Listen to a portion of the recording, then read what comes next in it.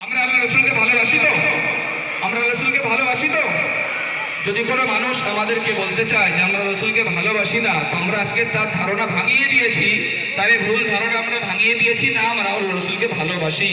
বরং আমরা শুধু মুখে তোমাদের মতো প্রকাশ করতে পারি না, আমাদের প্রকাশ করার পদ্ধতিটা আলাদা আর তোমাদের প্রকাশ করার পদ্ধতি আলাদা, সেই কারণে তোমরা আমাদের উপরে অপবাদ দিয়ে থাকো।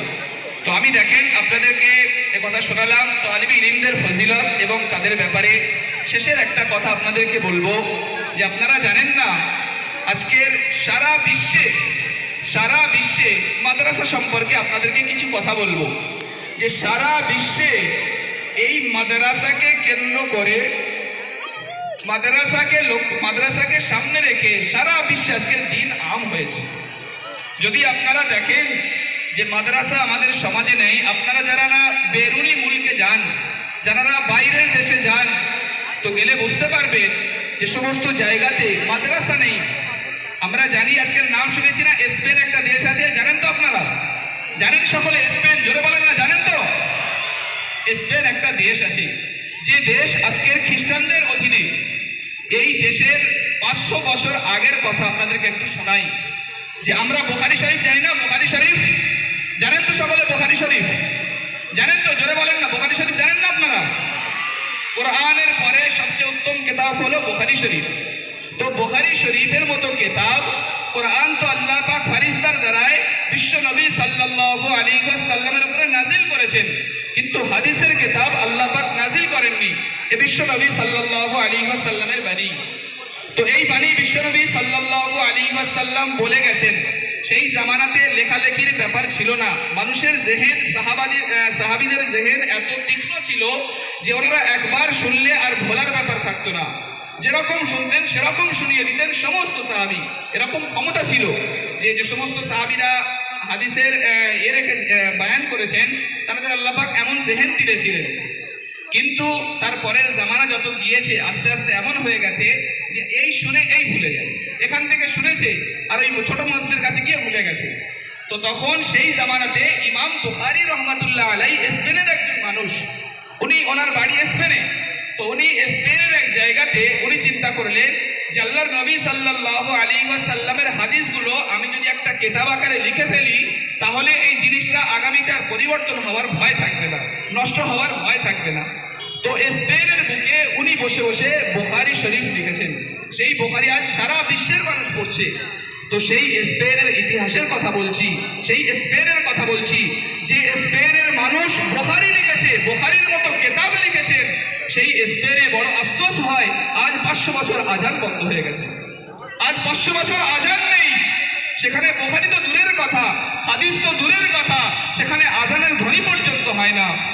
আর যে সমস্ত জায়গাতে কোরআনে মাজিদের যে সমস্ত জায়গাতে হাদিস শরীফ লেখা হয়েছিল, সেই সমস্ত জায়গাগুলোকে ঘোড়ার আস্তাবল বানিয়ে দেওয়া হয়েছে, ঘোড়ার ঘর বানিয়ে দেওয়া হয়েছে। আজকের এগুলোকে নষ্ট করার পরে আজ দুনিয়ার স্পেনের বুক থেকে ইসলাম মুছে গেছে, স্পেনের বুক থেকে ইসলাম চিরতরের মতো চলে গেছে।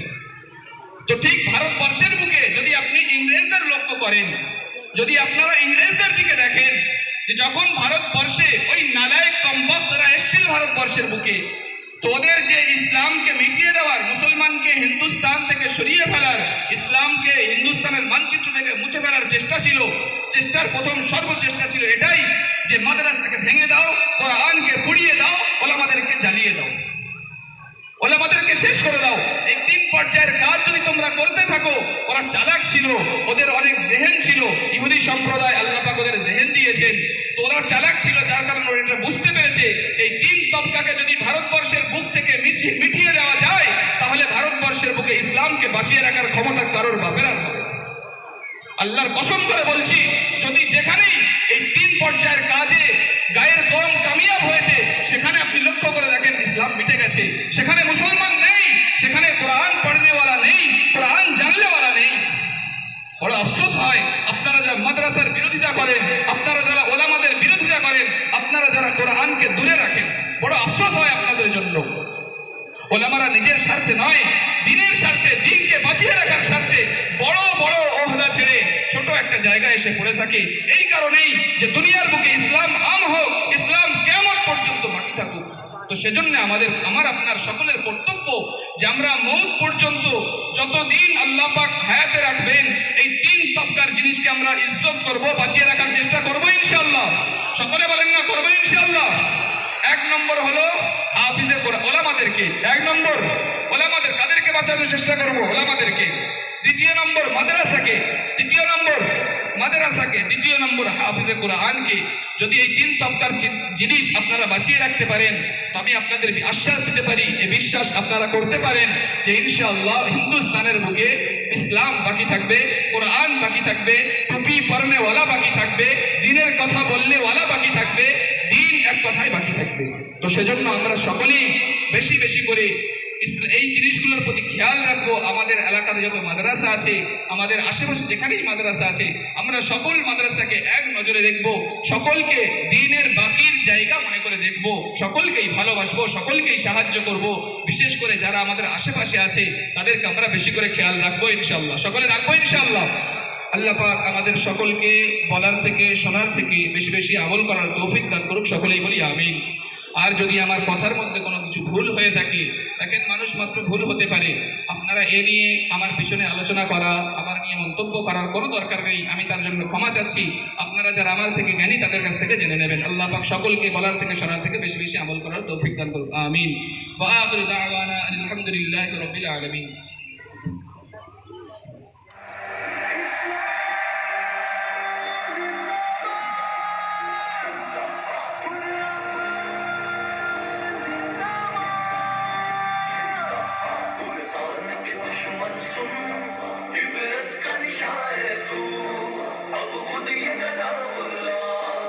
छोड़ेगा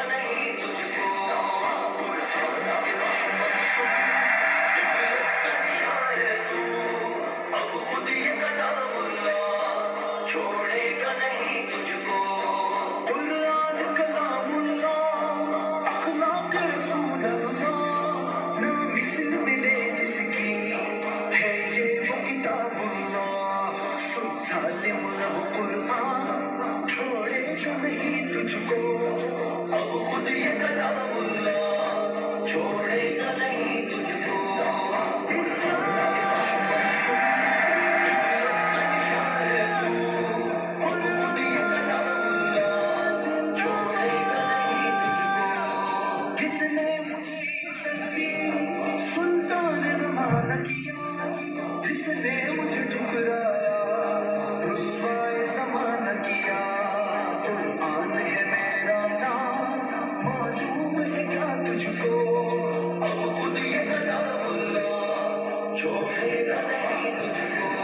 तुझको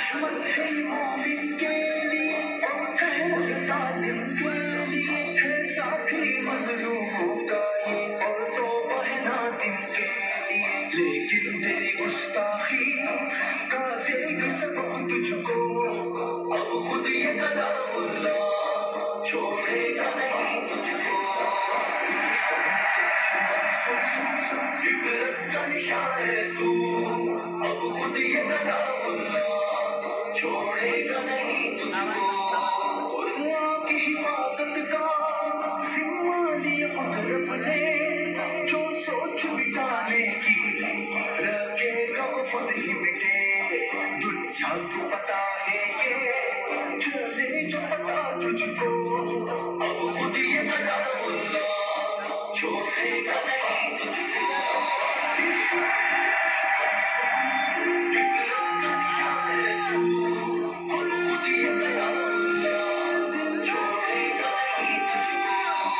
दुनिया में भी भरत का तू निशान बनाएगा और ईंधन दोज़ख का बन जाएगा जल्दी जामन कुरान की हरमत खुद अब देगा पता तुझको अब खुद ये कलामुल्लाह जो सेगा नहीं तुझसे दिल का शान है